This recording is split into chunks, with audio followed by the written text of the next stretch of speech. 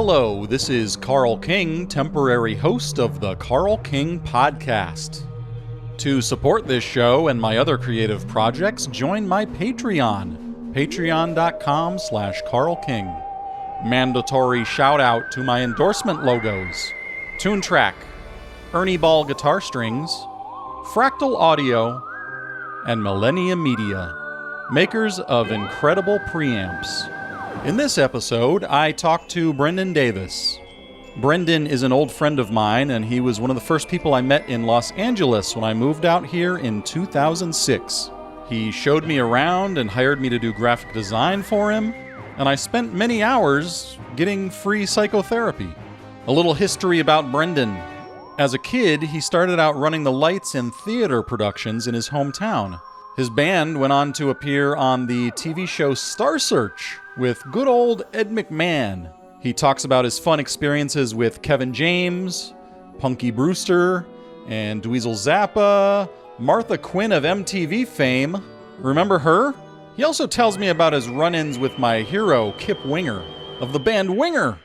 I will forever be envious. Brendan has done tons of crazy things in showbiz, from doing sound for the TV show Alias, to producing a Chinese TV show starring Marvel Comics Stan Lee, M. Night Shyamalan, the director Justin Lin, and Sean Astin of the Goonies and Boobathon. Who writes this? He now lives in China and travels the world working as a movie producer.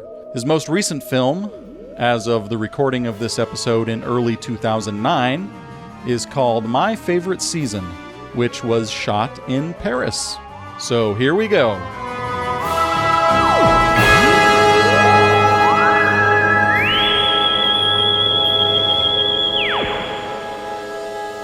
I'm here with Brendan Davis. Go. Talk. No pressure. Yeah, what's your deal? What's going on here? How's it going, Carl I came King? down here. We're going to talk, and we're going to get some food afterwards. This is the promise. I'm looking forward to the food. This is what I was told. I'm interested in that. Oh, thanks. The interview is to be suffered through. Well, yeah. But you came bearing gifts of the T-shirt that I helped pay for with my Kickstarter contribution to the Oracle of Outer Space. It's quite a fetching T-shirt, and I think anyone listening would look fantastic in one. Yeah, it ended up being nice and soft, too. Where could they get one of those, Carl? I don't know.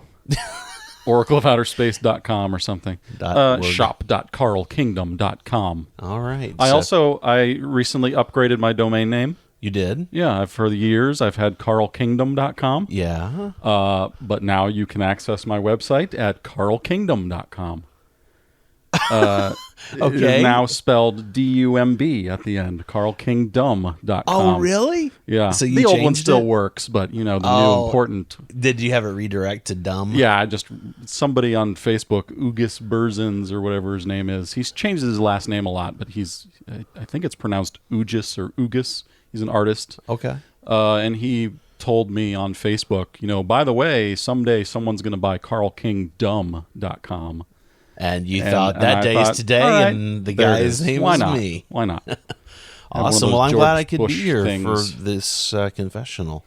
Yeah. We're doing a show, right? We're recording right now. Oh, we're talking sweet. on the Carl King podcast. Excellent. Well, hi, everybody listening to the Carl King podcast. I am glad to be here, although here's technically my apartment, but I'm glad you're here and I'm here. We're in Hollywood, so I think. Is this technically Hollywood? It is kind of the Hollywood Hills, kind metaphorically, it is all of these things. We're on a hill. We're on a hill and we're in Hollywood. Yeah, we're at the base. I mean, anyone who actually lived here and tried to say they lived in the Hollywood Hills would be stretching it to be fancy. I would stretch it. Well, why not? It ain't bragging if you can do it. I say I live in L.A., but I live in L.A. County. that's letter of the law. Yeah, yeah. Today, I wanted to talk with you about something that you brought up originally when you interviewed me, and for the Big Fish in the Middle Kingdom podcast, you were my last guest on my long-running China show as I transitioned to a non-China show, very much like that. Is it okay to have my feet here? Or it is. Leave my feet outside? No, your feet can go with the rest of you. All right. So comfortably propped. We talked about audio. People can't see. We talked about identity the last time we talked. As pertains to you. Yeah, but we're going to talk about your identity. Oh, boy. And the development of your identity and sort of reinventing yourself, this theme which you brought up. And you suggested that we talk about it again today, and I totally agree. Okay. I think that's very interesting.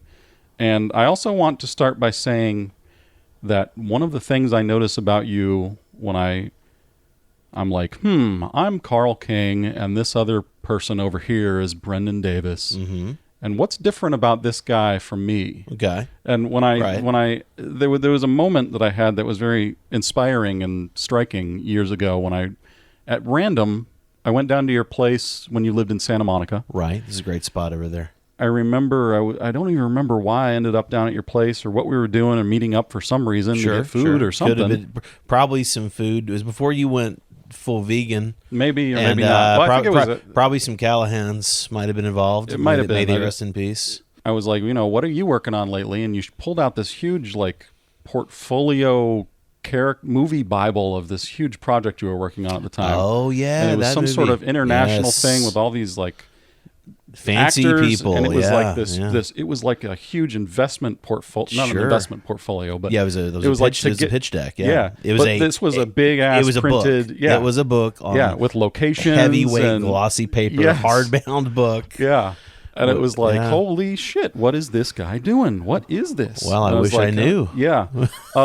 So I don't know what project that was or anything, but I remember thinking at the time, wow, I live such a routine life going, in practical terms, going around and around from my house to Whole Foods, back and forth. Kind of making the track. And just, if you the saw human habit trail of, you got the Carl King lane on the roads. Yeah, like when Fred Flintstone runs around in his apartment or his house or whatever, leaves the little track. Does that even happen, or is that the? It might be the green vitamins kicking in right now that are in the room. I don't think you can get a contact high from unsmoked marijuana or edibles. I don't. You can't get a contact high from edibles that are not consumed. Probably not, and there aren't any that aren't actually edibled. Yes. Anyway, you are an adventurer, is the way that I see it. Okay, and you are engaged in way more speculative pursuits than I am in a certain way. It's a different flavor of adventuring outward. Got it. I'm in my safe little bubble going around and around and home to working Whole Foods to home. But working on my ideas all the time, writing a screenplay about this, making an album about that, but I'm in my little home space. Right. And you're out there in the world. For quite a while you lived in China. Well, I think you still do live in technically. China. But I'm alive and I'm sitting in LA. So, living here at the moment. But, I wanted to start here off for a project. I just wanted to start off by saying that it's something that I see about you that I admire, that you are out there adventuring physically, and I'm not. Well, thanks. Yeah. Thank you. I mean, I know that's the topic, and we did our pregame on this, not to ruin the mystery for the kids at home. But, I appreciate it. I hadn't thought of it that way. But, so far I understand everything you're speaking is the truth. I mean, I'm out in the world, and that's kind of been that's been my modus operandi for the longest time. Yeah. So you grew up in small town Georgia and Alabama. Yes. You want to talk about? Sure. Was this the beginning of your get the fuck out of wherever? I would say so. Not in the sense that I had anything necessarily against those places, and I still don't. Right. But it definitely applies in terms of, everyone starts somewhere. So I'm someone who almost no one has heard of. Handful of people have, outside of people who know me directly from work and this and that. But to the degree that there was a career to be made in the entertainment arts, which is what I've always been involved in one way or the other, or aspiring to. I mean, I definitely had this sense from childhood that my life was out there, and out there, capital O, capital T, whatever that meant. That was to be determined. Growing up in those environments, I was in and around Atlanta, but the suburbs and the southerny suburbs and the more country suburbs. So it wasn't like living in the big city, but I mean, I would get there sometimes where I would see it.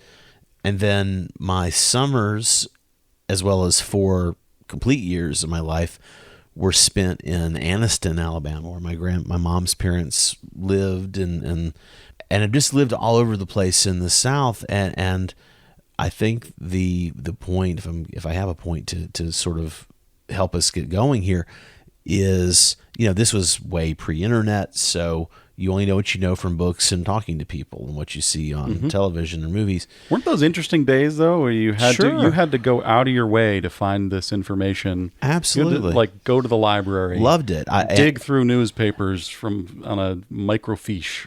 Yes, microfiche. And what's the difference between microfiche and microfilm? Microfiche is blah, blah, blah, blah, blah. Okay. Thank you, Miss Librarian, for the... I asked the question, I got an answer. That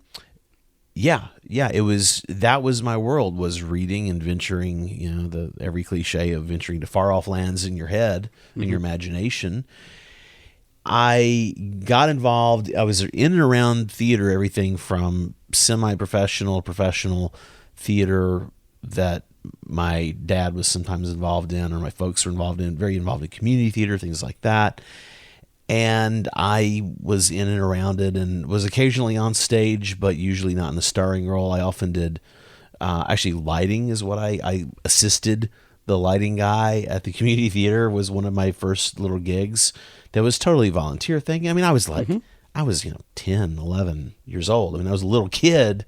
And so I remember getting to run lights for the Glass Menagerie, and a pretty psychedelic production of the Glass Menagerie. And there was this guy, and I don't remember his name, but there was this guy who played the lead role, which is essentially kind of this, nowadays you would say he's probably somewhere on the spectrum, but this very introverted and misunderstood and strange young man.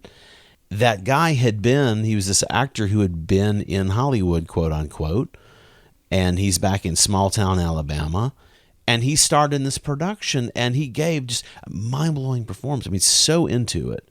This guy was immersed in this really tricky, as I learned later with, maturity, and I've seen bigger productions of this,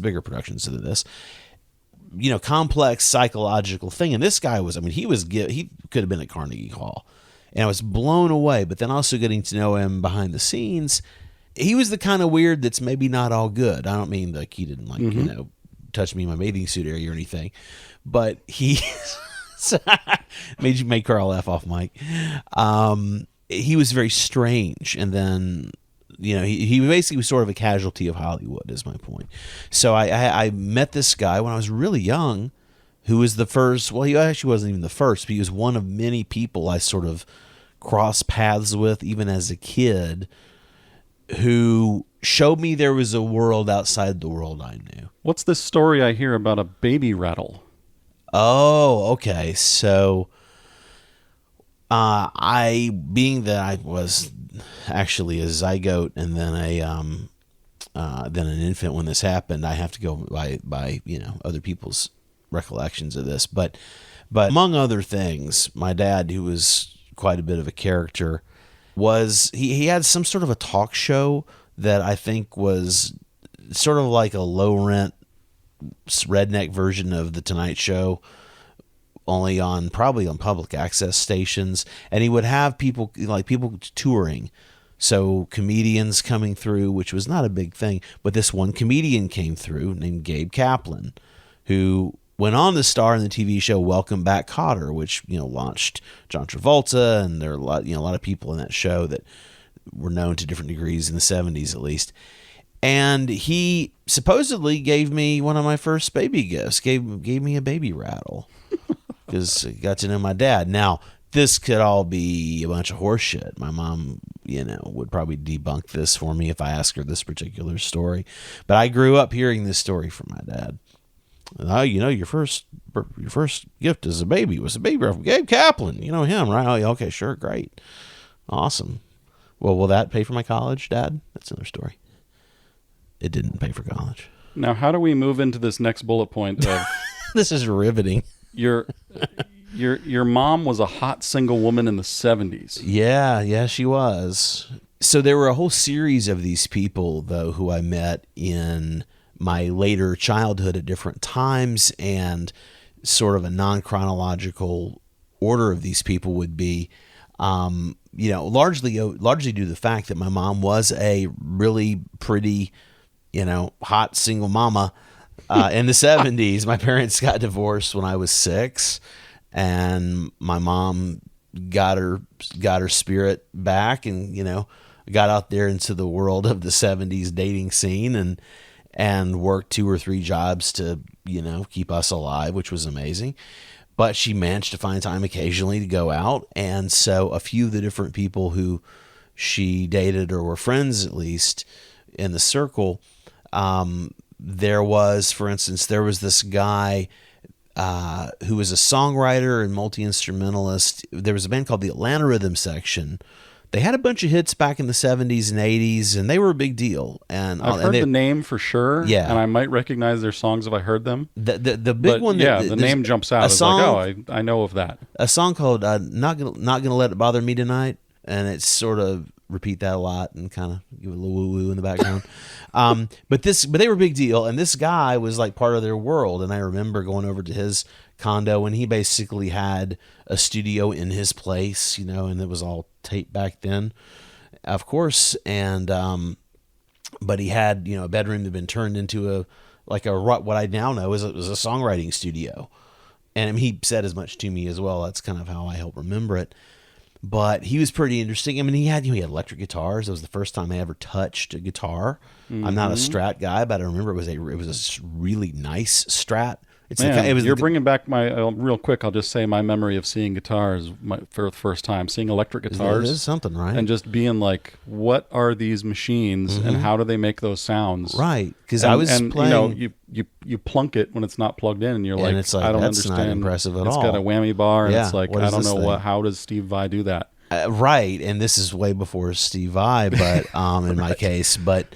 He had what I now realize. Nice guitars, and they were hanging on the walls in some cases. And this is a working musician's pad. So he was part of. Like, I heard this band on the radio, and this guy had gold and platinum albums on the wall for this band that I knew of.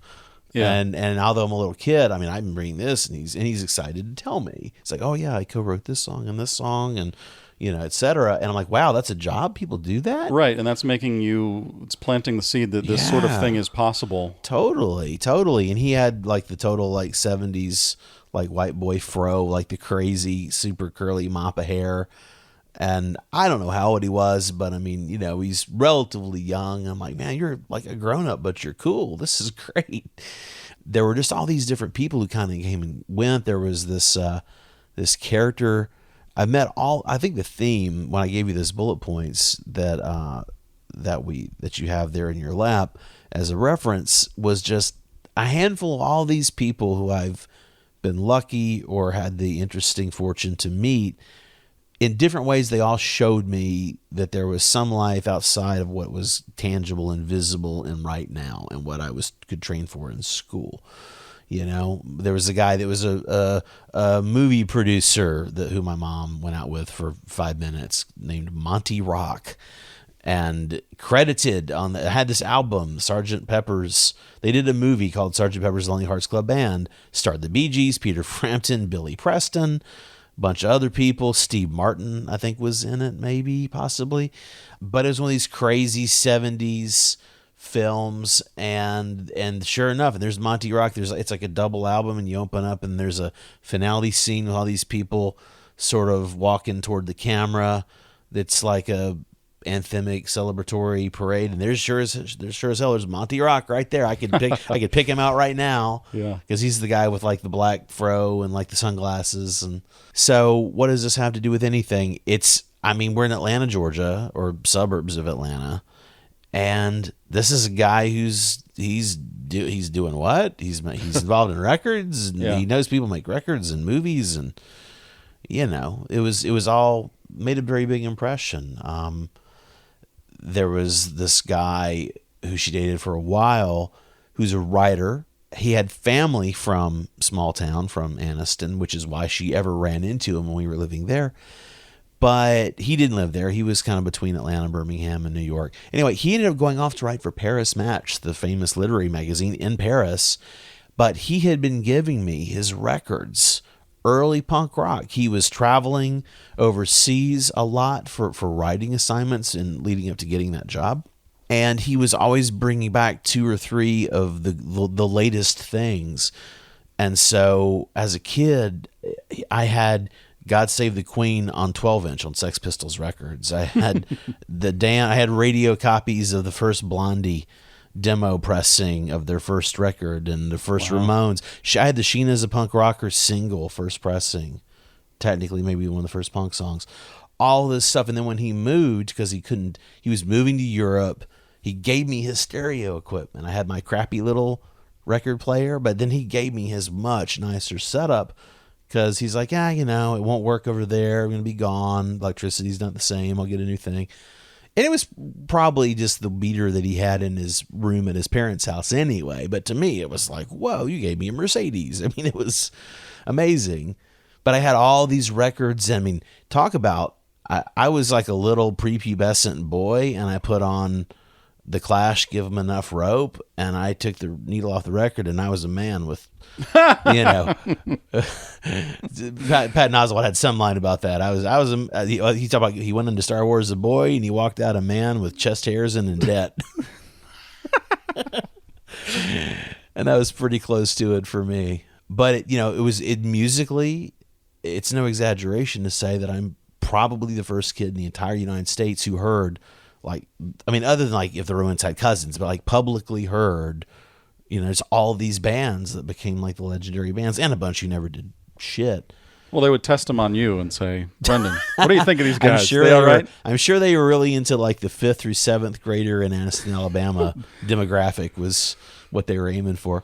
Sounds like an interesting documentary. But it was useful for me, and I met somebody at the local music store who became really significant in my life. This guy, he went by Bill then. Later, he changed his name to Will Owsley because he was in the shadow of his dad. Was Bill? He's like Bill the Third or something.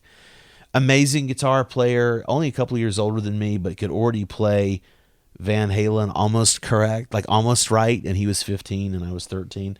And he became, against his will, he sort of became an older mentor-y, big brother type figure from my point of view. From his point of view, I was the irritating kid he taught guitar lessons to who wouldn't go away.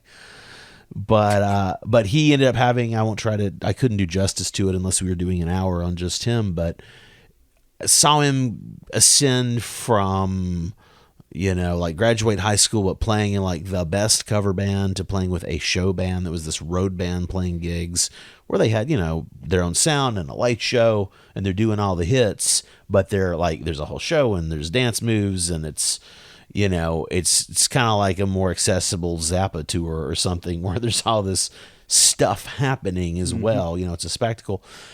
But he became a really big deal in Nashville and writer, producer, engineer, nominated for a Grammy for engineering for his debut album, and Shania Twain's band leader for a while, but Amy Grant's band leader for the longest time. He was with her for 15 years or so.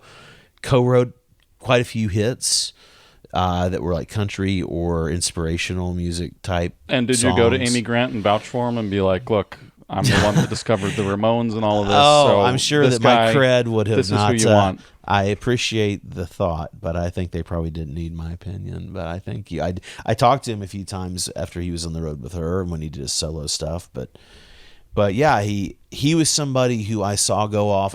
He was on MTV with a previous band, the first band that was kind of his first big break. This guy, Judson Spence, kind of a dancey pop funk white boy Prince R&B kind of thing. I know it sounds pretty horrible. Really talented group of amazing musicians. This what show band is the concept. That's the phrase people used to use. Mm-hmm. But Judson Spence came out and had a big deal. People thought he was the second coming of somebody, and they gave him a big deal. And Will was his number 2 guy. He was lead guitar player and sang backups and super cute dude that everybody liked. And so I saw him have his career, and I'm still like working my way through college, trying to get a film degree, and I'm watching him remotely, and again pre-internet, so this is all through MTV or music magazines or newspaper articles occasionally, or word of mouth back when or occasionally connecting on a phone call. What about this Star Search thing?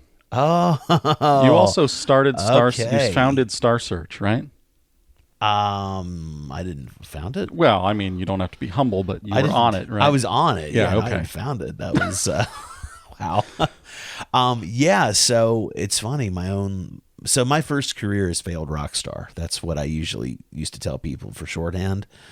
Because I got very serious about guitar. I was telling somebody the other day who asked me if I wanted to play their guitar, and I said, "Nah, I'm just a guitar owner now." I said, "What do you mean?" I said, "Well, I used to be a guitarist for a brief moment in time. I was a guitar player most of my life, but now I'm just a guitar owner." That whole thing, you can tell I used to play guitar. You could tell that that guy probably used to be pretty good, but it takes me a few weeks to become a guitar player again. Yeah, even to my 18-year-old level. But I've done it. But I think of those situations as, like Dick Cheney would say, it's fluid. I love how that's a great reference for this. Yeah, but that you have to bring Dick Cheney into it to use the word fluid.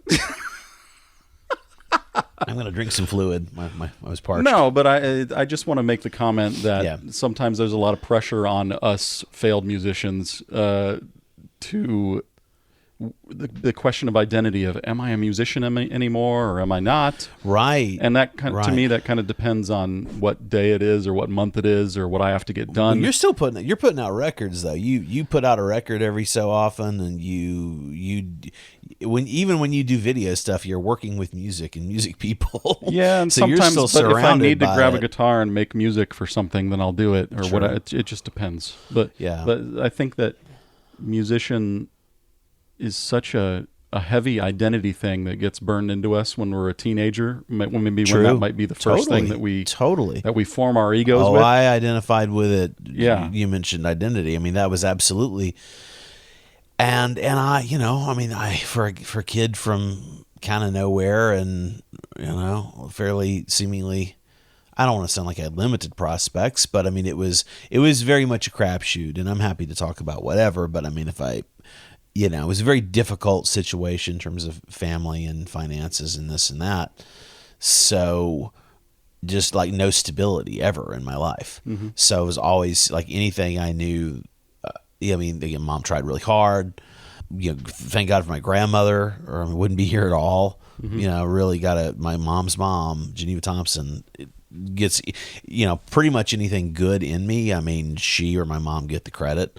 Mm-hmm. For at least for the base of it. But back to your story. So flash forward, and I mean most people who are guitar players, right, or the equivalent on their instrument of choice, if it's a rock or pop type instrument, and they have they have their high school bands, and they maybe have college band, and then if they continue with it, then they start to have a real band. And I had a real band after. I mean, I actually had it during college because I worked my way through. It took forever to go through college, but then we continued afterward. I wrote the music, and the singer wrote the lyrics, and we arranged stuff together to different degrees. But most the music was mostly as it existed on the demos that I made. Anyway, we were talked into auditioning for Star Search. They decided. If people don't know this show, basically American Idol is the vocal competition from Star Search. Yeah. So all those Pop Idol, American Idol, all that stuff, they all owe a debt to Star Search. That was was there a huge gap in time between Star Search and American Idol type shows? Yeah, there that show happened, and then there was a long time, 20 years between years, them, sort of, and then it came back. That kind absolutely of competition it got resurrected, and they had a modeling. It was kind of weird. It was a variety show. It was a variety show talent competition. They had a band category, a singer. Just a singer, like a Celine Dion, where somebody who just sing to a track kind of thing. Mm-hmm. They had a modeling category. They had a dramatic, they had an acting category, so people did scenes. Really? And compete. Is so stupid. Man, I would love to see that. But some of it was great. And the thing is, there are a handful of bands, especially in the country world. There's a band called Sawyer Brown that's still a band that still tours and they came out of Star Search. The show had been suffering, as in particular, the ratings, as we came to understand and have all this inside baseball knowledge about it, because we ended up getting in it, especially the music. No one took the music seriously. And Ed McMahon, speaking of Johnny Carson, longtime, Johnny Carson's sidekick, Ed McMahon, he was the host and exec producer of Star Search. Well, he got remarried to a lovely woman, Pam, who was young for him. She was in her 40s and he was, not.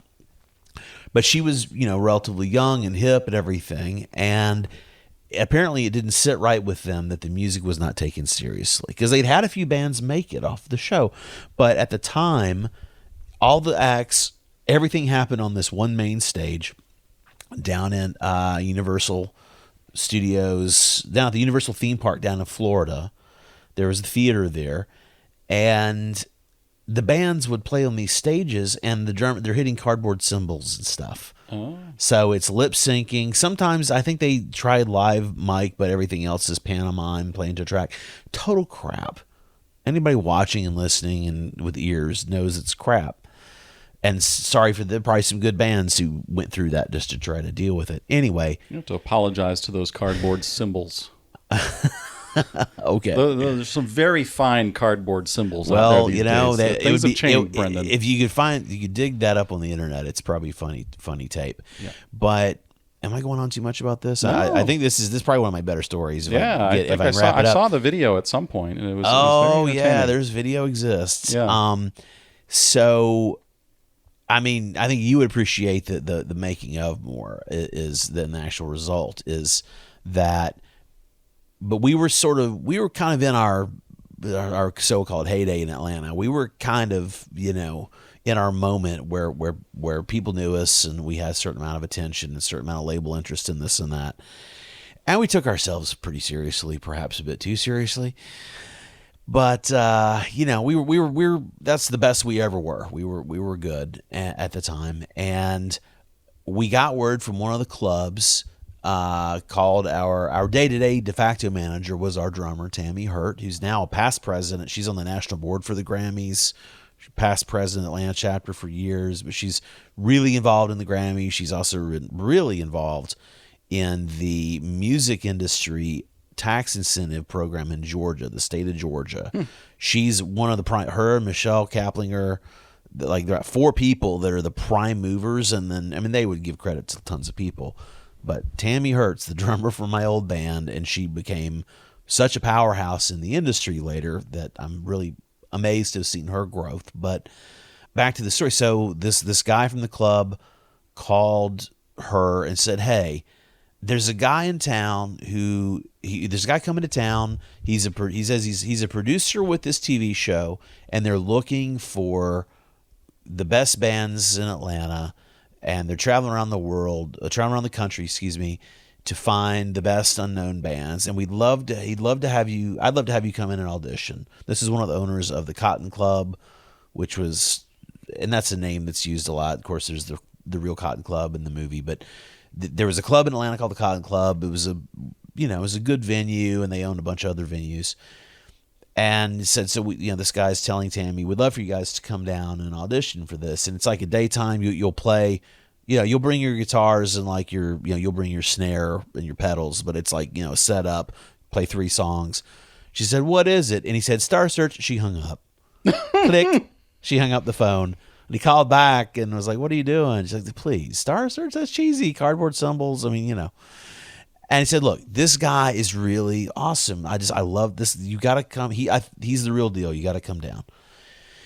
She talked to us. We laughed about it. Then we finally said, oh, what the hell? They're not going to pick us. Let's just go in there and just fuck it up. I don't mean screw up. I mean, let's go in there and be as like metal aggressive screamo, just go in there and just absolutely turn this shit up to 11, which we did. And it's an empty club other than there's a few bars. It was like 2:30 in the afternoon or something. Mm-hmm. So there's not even people prepping for the night. There are people who came to let it in. There's the guy, we had our guy run sound. And it was the producer, Ty Braswell, and the guys from the club and a few other people. And then the bands who were waiting to go in. People were scheduled to file in and out. And we got up there and we did 3 things, and we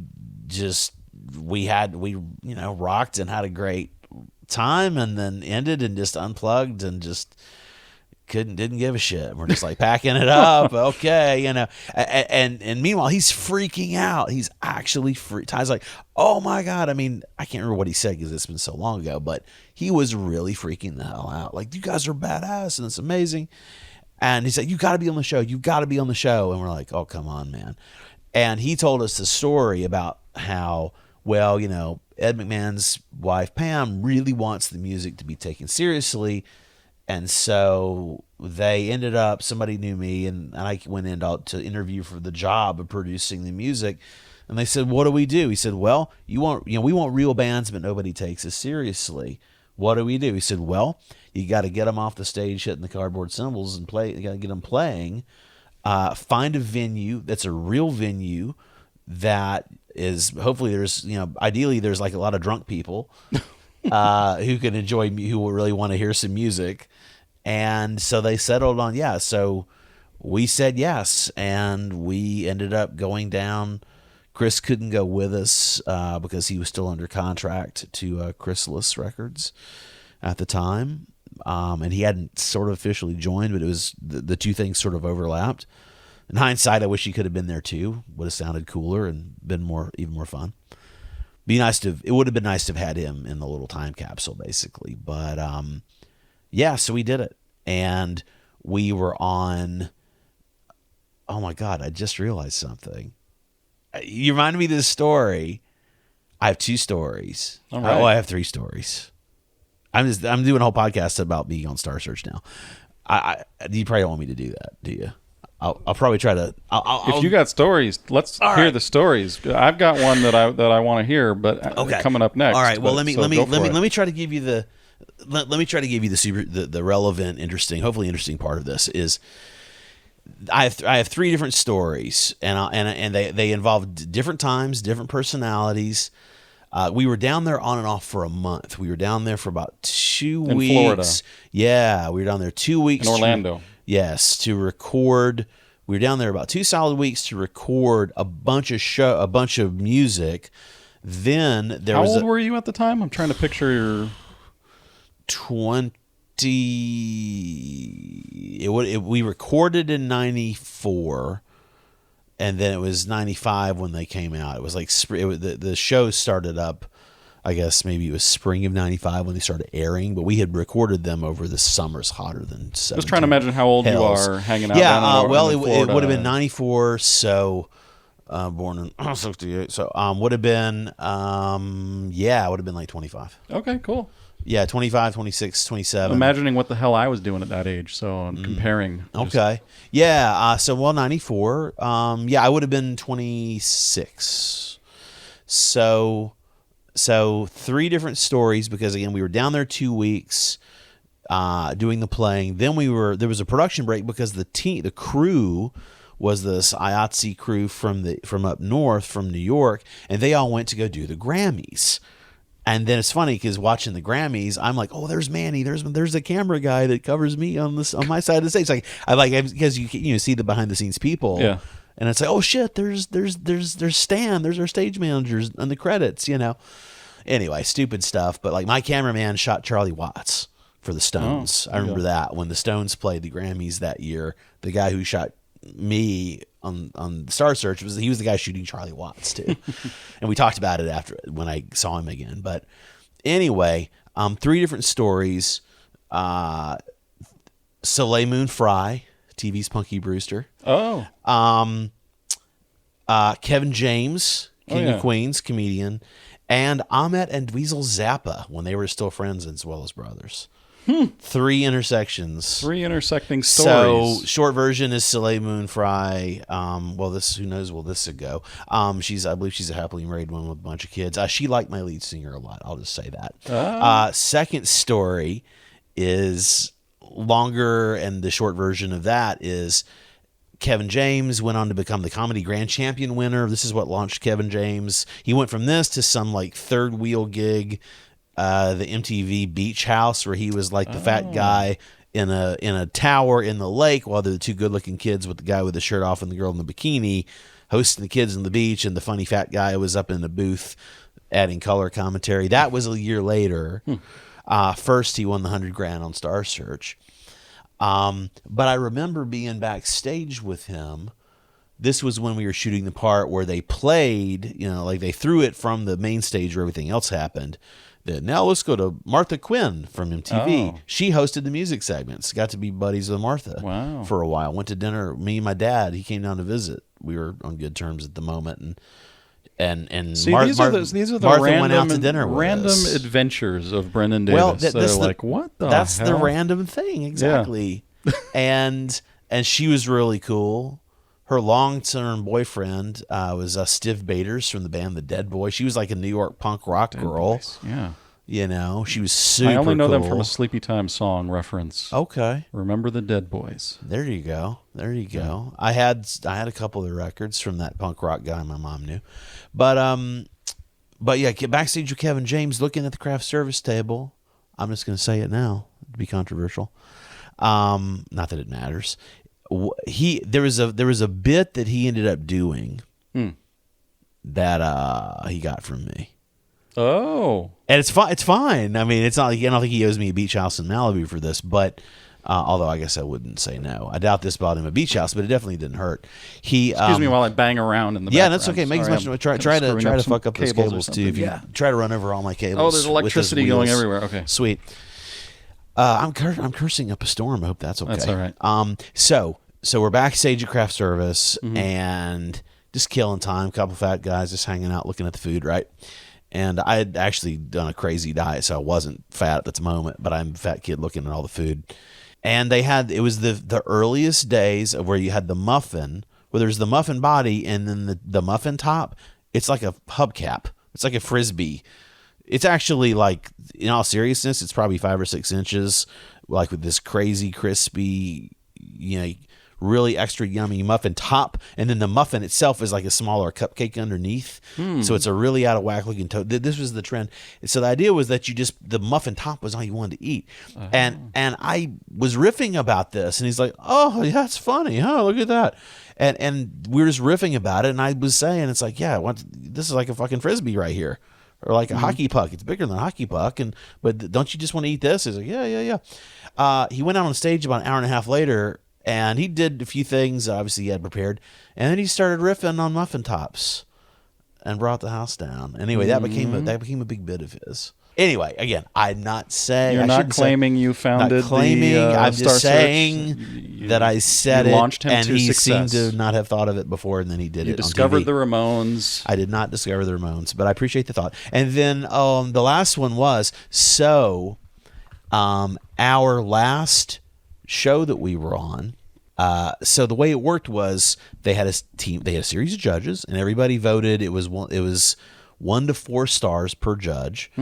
And then if there was a tie, then the tiebreaker would be the audience would get to vote. And again, audience, sweet people. They probably like to have as many tiebreakers as possible. So let me ask you this, being that you're from Venice, Florida. What do you imagine the composition of Universal Hollywood theme park? You imagine probably middle-aged and senior citizens, a lot of bermuda shorts, a lot of country music, conservative. You imagine that's kind of the demographic? Wheelchairs and walkers. It's pretty accurate. So let me tell you, my band was me, and I had hair down close to my waist. Angry, like angry black Latino man screaming at them on the mic. Big old hairy bass player, Filipino guy, and my drummer was like a 5 foot, power chick. Exactly. Is the word dyke politically incorrect? I mean, she would own it back in the day, but So we're this motley crew of people compared to them, and so we get up there and we did our thing, and we had played before. This was like pre-tape from before, and so we're backstage with like they're waiting to throw to Martha, where we're backstage at Pleasure Island, and actually we're backstage at the theater there at where Ed McMahon is like. He was passing us going to and from the going out to stage. So we're backstage with the other band, and the other band were these kids from like, Cousin Kiss, Arkansas, called County Line, and they all had like the super starched. They had like the Wranglers with the sharp crease that you could like get a paper cut off of, and the giant like fancy cowboy hats. And hey, nothing wrong with that. They were really good, and actually their lead guitar player was ridiculously. He's amazing. Of like that country and like those double stops and all that crazy. Just those kind of country guys are just ridiculous. He was one of those guys. He was a badass. It had like Coke bottle glasses. Sort of looked like the kid on the porch. We're getting a little bit. We're receiving a transmission from space. I don't know. Oh, I think that's this. Hold on, just a moment. Was it your phone? Yeah. Okay. Are you gonna edit that part out? No. Great. So, are we like an hour into this? I'm still on my 14 minutes in. No, it's 50. That's not at all accurate. Okay. So. I want to tell the story because this will bring it full circle and let you actually say something here. Besides, there's interference with the recording.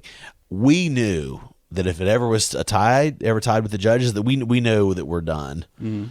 We knew we were gone. And so these guys got up there and they played some song. I don't remember the title of it. I do know that when they played their show, because like you would play a few other songs, then there's the song you're playing that was the song for competition, and you'd play that 3 or 4 or 5, 6 times, to get a bunch of takes, bunch of angles, whatever, and they'd comp it all together. And then you play a few more songs so that it was like a show for the nice people who listen. You play one song 6 times. You also played them a few more. And their songs, it was like Boot Scootin' Boogie from Brooks and Dunn, which was like the top country song, and they played the hell out of it. It's not my kind of music, but they played the living shit out of that song when they played it. But the other song that they played was not an original song. The song that they competed with was another like country hit. It was like a top hit, right? It was a hit right at the moment on the country. I'm like, what the fuck are these kids doing? Like, we're all original rock band, right? And sensitive, dark stuff, life on the streets, and like, it's hard out here for a pimp, and like it's like they're up there doing like the equivalent of Boot Scootin' Boogie, which was like the number one song. And of course, and the audience is hearing the tape of this. But I mean, the audience went wild in the theater. Drinking problem. Yeah, it's okay. Yeah, sorry, I'm just pouring liquid all over my. More liquid references. Spilled water all over himself. Well, good thing it's water. Thanks for having me on your podcast too. I feel like I'm just doing like a one-man. Yeah, see you later. Show about this story. So I really hope to make this more interesting for people. So I'm glad I could carry this whole show. I am. Me too. Somebody has to. So it was announced that we were waiting with bated breath, and we're waiting. It was Martha in the middle and us on one side, and these boys. So one side is literally like 5 really nicely dressed young men from the middle, like Midwest or whatever. Again, creased, sharp, shirts are tucked in, like fancy, like those fancy belt buckles that look like a weapon, the hats, the whole thing, and smiling ear to ear. And we're just like glum and just couldn't be bothered with this shit. Was just the look on our face because we were trying to be cool. And Martha's like, when it threw to her, okay, I'm back here with County Line and Minority Rules waiting for the results of the judges' vote. And then you saw those and you saw who voted for who. Well, Dweezil and Ahmet gave us 4 stars. They were a vote. They were a judge. Dweezil and Ahmet Zappa voted for us 4 stars, and they were like, yeah, they're badass. That drummer is total badass. Everybody loved Tammy. She's amazing. Yeah. And so they were like super enthusiastic. They were our biggest fans by far. So I'm going to need you, Dweezil. We met backstage after all this. He would not remember me from Adam, but if there's ever an opportunity for you to tell him, You and your brother did Star Search. You were Star Search judges. You gave my friend's band 4 stars, and damn it, he still remembers that positively. So please tell him thank you. Yeah. Because then the thing is, the other that we tied, and so the look on our face was already glum, and then the camera cut and the light went off, and I was standing right next to Martha, and we went cut, and I said, well, it's been nice to meet you. And she started to cry. And she knew we were done because it was going to an audience vote. Oh, after the break. Well, I'm like, okay. So Mom and Pa Kettle are out there looking for like their golf pencil and the little pad. Like they're all going to write, what's those nice boys' names again? We don't trust those city people, you know. Mm-hmm. So County Line won and we went home. But I have to ask you about a strange thing you've mentioned. And it's the most important question of the evening. Okay. What's this stuff about you running into Kip Winger? Because Kip Winger is one of my all-time favorites. He's not even on the prep list. I forgot about that random He hasn't thing. died yet, thankfully. So there's still a chance for me to work with him someday. There is. I don't know how. I emailed him actually a few years ago, and I was like, hey, I would love to do like a little documentary on you sometime. Did you get a... No. But I love Winger. I love Kip Winger. I think he still does enough co-writes that he's not probably ironically, not sarcastically. No. I love his stuff. Sure. And you've mentioned in the past, like, hey, by the way, well, I don't wear ran into him or something. Dear audience, I don't wear it on my sleeve like this. You saw the photo of us like goofing around at a Mexican restaurant. Yeah, but this is another weird random Davis thing. What the hell are you doing with Kip Winger in a Mexican restaurant? So in journalism, they call this burying the lead because the topic of this wasn't even on the list. See, I forgot. I told there's all these people I forgot about, but the lead of this, if we were writing this like a story, it would be something like Brendan has had, this random existence. I'm sort of like a slightly smarter and less charming Forrest Gump meets Chance the Gardener from Being There, the Peter Sellers. I've randomed myself into all these weird situations with famous or semi-famous or people who are talented and should be famous. But just my whole life, it's been this most, and all over the freaking country and world actually now. Mm-hmm.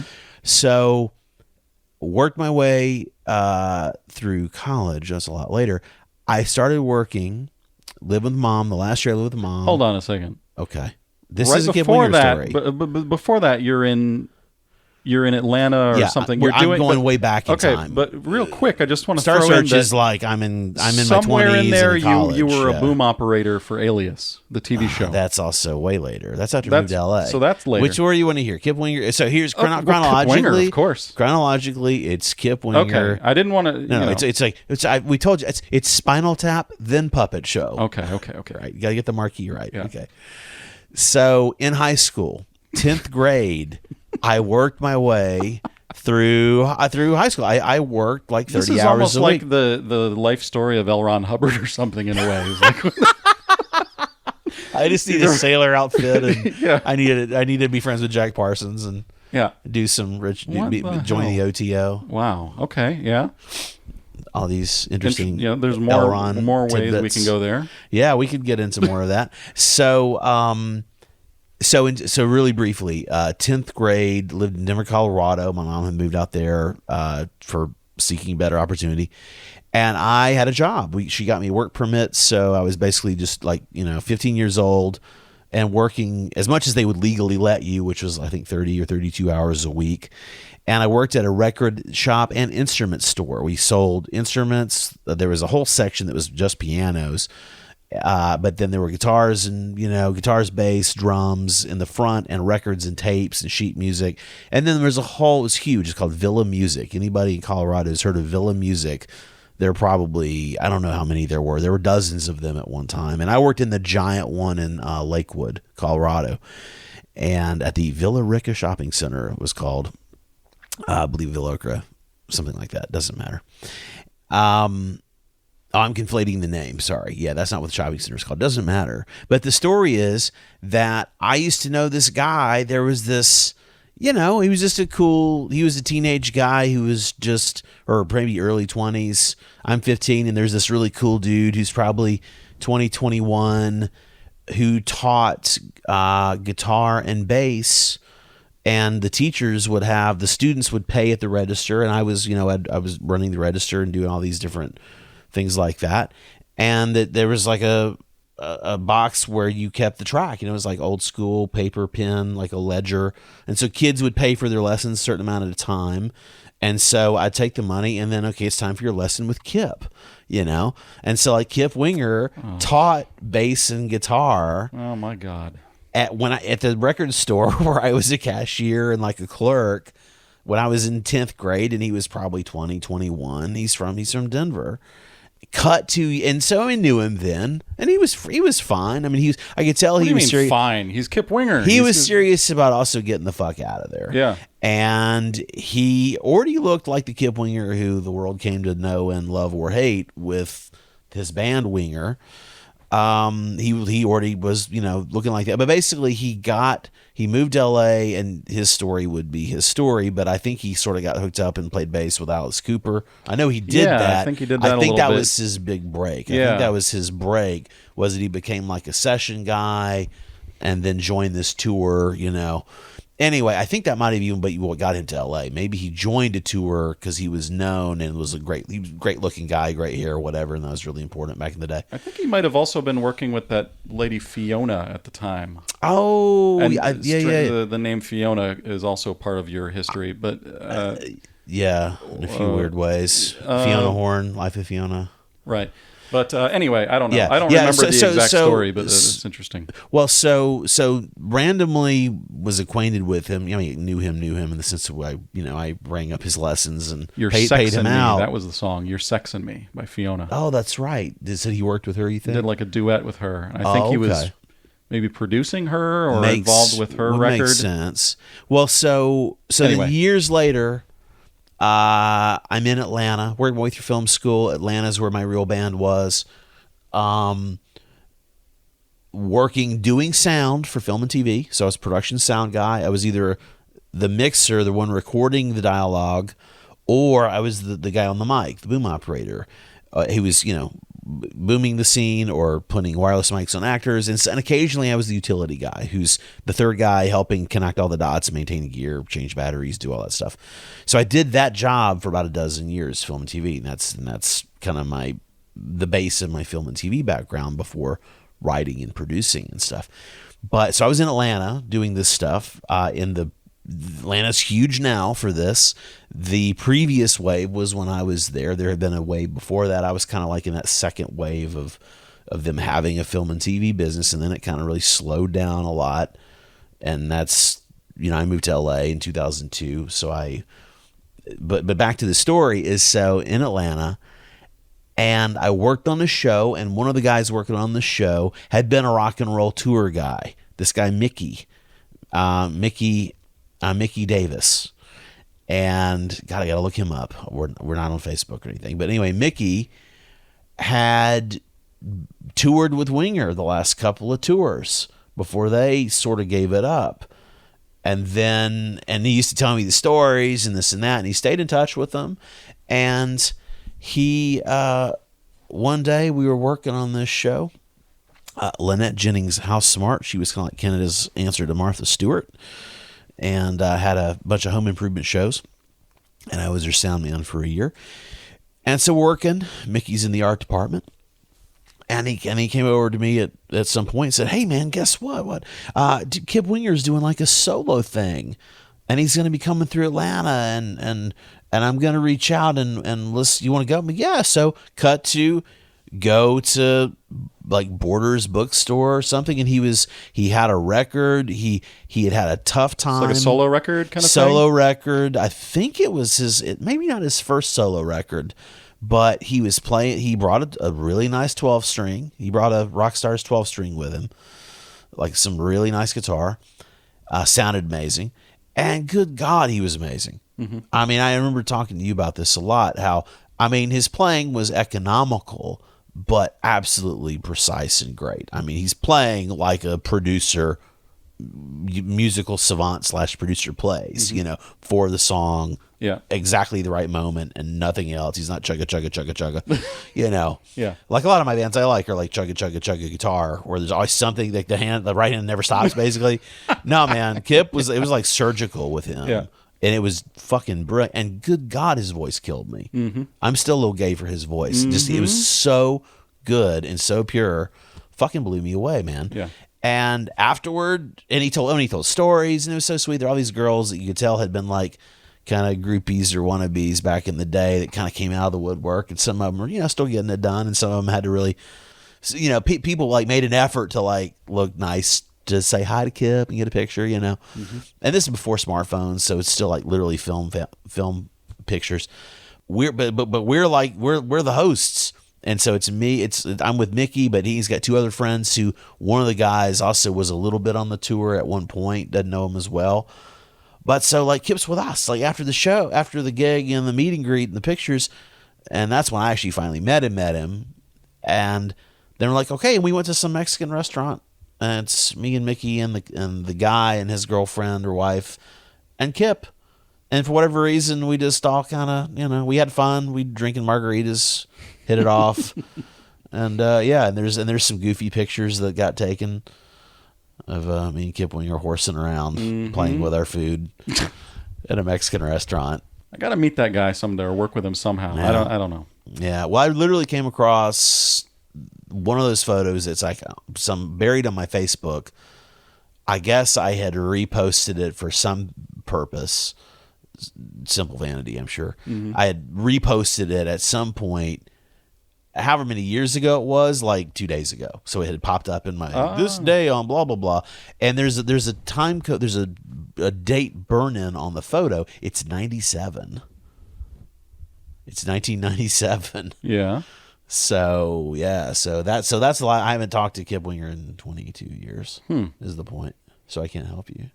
Well, never mind then. It's on you. See to you make later. Yeah. You went on to do like some sort of Stan Lee project. Yeah. Producing that. I don't know what the story was with Yeah. that. That was at some point. Yeah. Well, that's related to all my China Hollywood stuff, which is so that's in the been China what Hollywood I've been doing stuff. the last Right. chunk of time until right now. So I don't know if you have other things you want to talk about. That's the second to last incarnation. Well, I of mean, me, there's or third to last. we could go off into all sorts of philosophical stuff. Maybe that will be part 2 of the podcast someday. Okay, But I'll talk about whatever you want to talk about. I'm curious about this Stan Lee China. Okay, thing. so That's kind of so interesting. cut to. Well, I guess let me try to help add this in, since I have been known to do a podcast myself occasionally, trying to help, because you set off with this theme, which it's interesting and I appreciate it. It's for me to think about is interesting, of adventure. And through a series of circumstance, I ended up becoming acquainted with certain Chinese producers and filmmakers and investors coming to LA, looking to do things. I had a lawyer that was involved in that world, and had done a lot of China business. And through a series of circumstance, and actually I taught filmmaking and producing at New York Film Academy here in LA. Oh, that's true. I completely for about blocked 6 that out. years. Yeah. About 6 years on and off. That was about the greatest. That 6 years was about the greatest 3 years of my life. I'll just say that. A lot of it was really great. I wouldn't trade it for anything, although I'd trade some of it for some things, but overall I wouldn't trade it for anything. A lot of great people I worked with, and had some awesome students, and some shitty ones, but I had a few standouts and a few. He's not talking about you. He's not talking about you if you're listening. No, I had. That's a whole other subject which I won't tangent on, but it's been really great over the last 5 or so years as those students have gone off and done stuff. I mean, a lot of them are doing great stuff. One of them just had their first feature. Was at Berlin in competition and won a special jury prize. Shout out to Jose. Anyway, all these. Before I forget, I want to throw this in. Yeah, Stanley. See, we're in the middle of talking about some Stan Lee thing, but at some come point, back. I remember you. I don't remember how this even happened, but you dragged me along to Terry Rossio's house.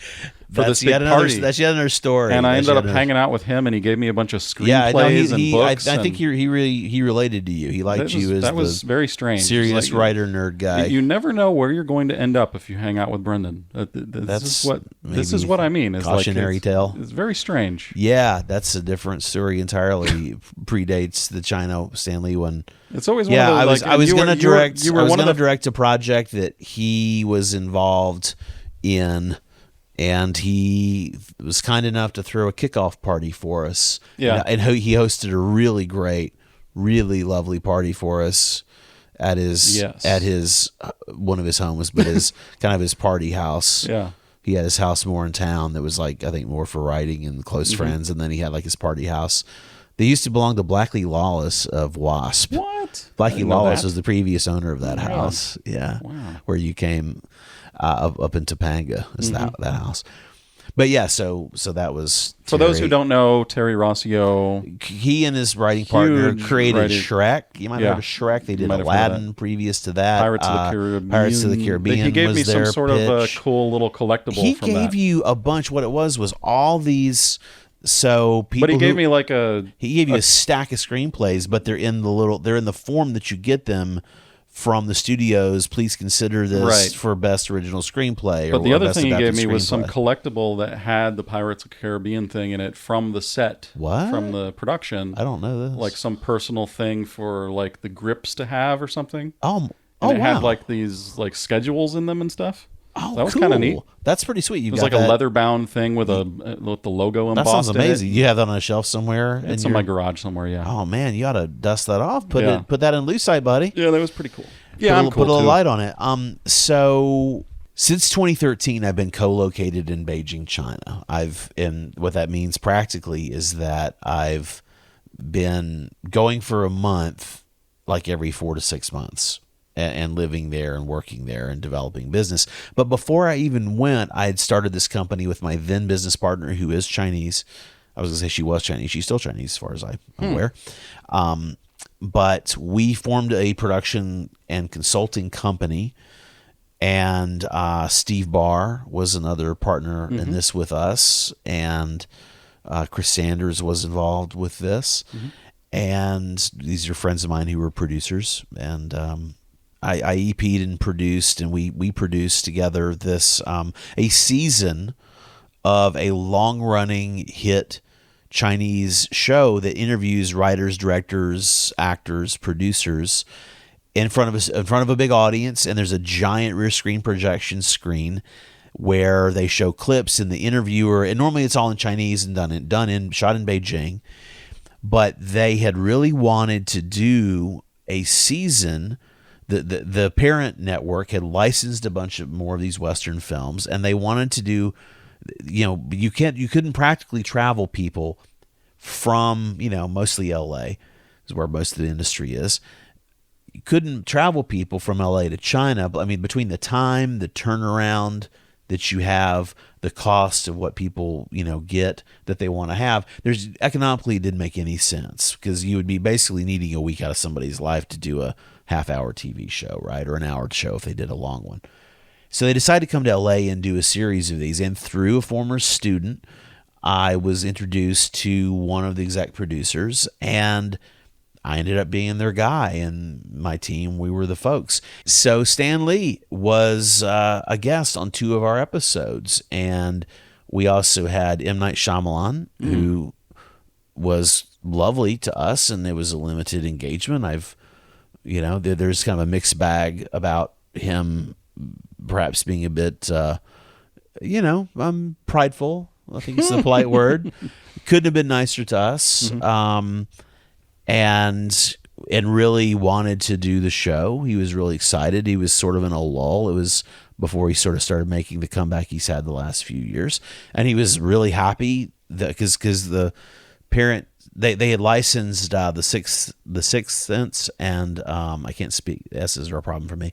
The Sixth Sense, and they just did the sequel Glass to Unbreakable. Yes. They just licensed those films, and so he was real excited to do an interview that would help set those films up. And we did it. And it was fun. And Justin Lin, M. Night Shyamalan, Sean Astin from Lord of the Rings, who sort of acquainted with through Small World stuff anyway here in LA.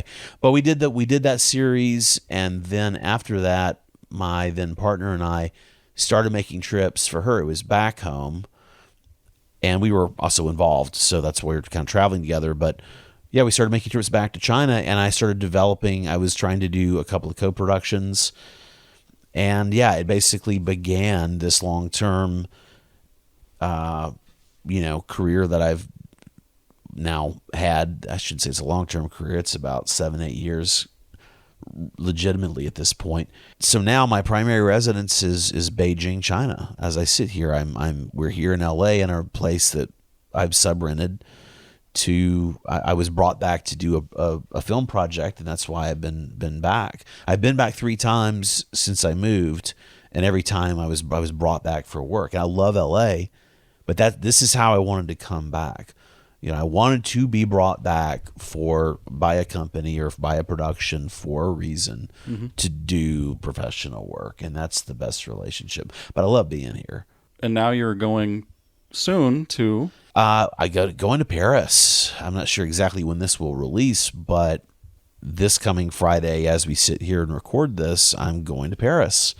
We just finished shooting a short film. And we is me and my writer-director Larry Sullivan and the team of people we worked with. Our DP Naeem Sarafi is amazing. Our co-producer Julia Barron, and this is kind of the core team of us. We just finished this short film it's derived from a feature film, and essentially there are some of the components of the feature are put together.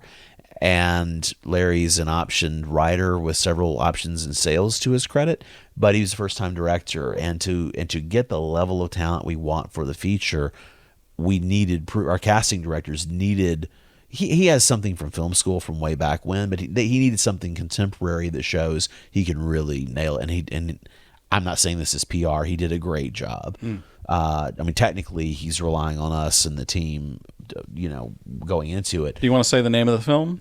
My Favorite Season. My Favorite Season. Yeah, and it refers to seasons of fashion. It's young Chinese designer girl from basically a poor background, amazing talent, goes to the best college on scholarship for design, wins an internship with the so-called King of Paris fashion, fake guy named Jean-Pierre Dravon, and she goes to Paris to intern for him, and trouble ensues. And he's very much based, as we record this, Karl Lagerfeld died. And our guy is very much based on sort of a 40s Karl, like a 40-ish, 50-ish year old Karl Lagerfeld. And it's Whiplash is a template we use a lot, both in terms of the demanding mentor who ultimately has a heart of gold, but it's hard to see under all that rust and crust. But also, Whiplash was a short film that was developed at the Sundance Labs and went on to win awards at Sundance. Went on to become the feature film and made 10x its budget. So it did great. Yeah. And J.K. Simmons won an Oscar. He's crazy. He's great. Yeah, he's awesome. And put Miles Teller into a new category. Did you see that thing where he played in that show Counterpart? A little bit. He plays multiple versions of himself? A little bit, because there was that was some good acting. I did not watch it because I was living in China already, and that was not a show that was popular and therefore sort of available legally, actually, but licensed by the video platforms in China. They don't have Netflix, but they have Youku. Instead of YouTube, there's Youku and Ichi, and there are a few of these other platforms. And it's really cheap to have your version of a Netflix subscription that even here is it's between $8 to $12 depending on what you have or this or that. It's the equivalent of maybe $2 a month. And now, granted, you don't have the same access to everything. And of course, there are censorship issues with what they put on the platform. But they had been pretty liberal with Western television, but that wasn't a show that was popular. But I know it because a friend of mine was developing a project, and he kept coming up with notes to make it more interesting, and then somebody in the circle will go, "Oh, that's like that show Counterpart." Shit. And for whatever reason, all the great ideas. I'm only bringing it up because we mentioned that. I know. You mentioned J.K. Simmons, but it's funny to me because I remember with my buddy, he said, "I got this idea," and he to me it's a great idea. And then somebody kind of meekly raises their hand in the room, goes, that's they did that on Counterpart, like episode 4. Fuck. Right. So that show was the bane of our existence because we were trying to develop this show. I was part of that process too. So anyway, I think it's really cool that you're out there doing this stuff and you're going to Paris and China and all of these things, and I'm just still doing my little any day. You can either find me at home or at Whole Foods. Nice. So it's kind of a crazy thing to watch you out there doing all this stuff. Well, I don't know, other than listening to my travel log, what people got out of this, but hopefully, I mean, if anything, I guess I would say that I would say I'm lucky to have met you early on when I moved to LA. You were one of the first people that, you helped me out tremendously. And it's so interesting to see you go on and do all of this crazy shit. And here we are getting to hang out again for a bit. Well, you're the one who's like buddies with Dweezil, and he gave me 4 stars back in. Well, he did not give me 4 stars, so I will need to talk to him about that. You have words with Mr. Zappa. Yeah. Well, it's great to talk to you. I mean, I don't know if am I wrapping up? It's your show. Okay, bye. I keep doing the okay bye thing. You do. So that's how I usually end the show, and then there's some glass smashing. Well, it seriously means a lot to me to get to you and I have spent more time. We spent the most time together since I've been back on this visit than we have in the last few years. Yeah. And I've been living in China, but I mean the last few years before I moved. I mean, make an effort, Brendan. I know, Carl, but seriously, it's so fun to see you. I mean, because you're one of the most, there are all these talented people. Here's the thing. And there are tons of people I didn't even, get to in context. I mean, I would be remiss without even just saying Rook Overman, huge part of my life. Yeah. And that's a whole other conversation for another day, apparently. But there's so many of these interesting people that had a profound impact on me, and you're one of them. You're one of the people who when I was with Stuart Carraris the other day, and he's like, "Oh, you're going to be on Carl's show? That's cool." He loved the interview with you on Big Fish that was a few weeks back. But you're one of these random, brilliant, creative people I've happened to have met along my Gumpian journey through the entertainment business. I mean, if anything, I would say for people, because you have an eclectic. I mean, I listened to some of your shows, and you've had name brands like Steve Vai or whatnot on your show. You've had other kinds of people on your show. So I'm not an active musician. It seems like you've had a lot of musicians. Well, I wanted to have cult leaders as well, so it's okay. Sweet. So you're starting with me. Mm-hmm. Nice. Well, I haven't.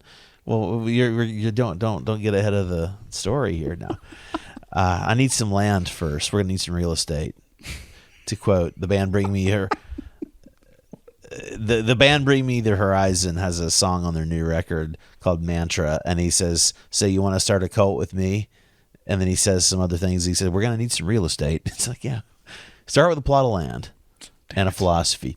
Yeah. But this is just unfiltered. I don't know. I can't blame lack of coffee, low blood sugar, just being casual with my friend. But it's meant a lot to see you grow and change, and to see you go from that scared kid from Venice, Florida, to scared kid in LA, to the confident, happily married to an awesome woman man with a career and a business. She's not a woman man. Hey, it's 2019. I don't judge. Okay.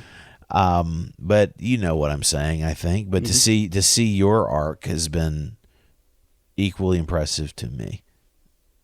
You keep looking at something on my desk. No, not looking at anything. Thank you, Mr. Davis. Brendan, where do people find you? Best bet is to go to crazyinagoodway.com. That is my main website. It is the hub for most things me. And The name derives from my idea that you have to be at least a little bit crazy to survive the entertainment business, but hopefully it's in a good way. There it was. All right. Crash.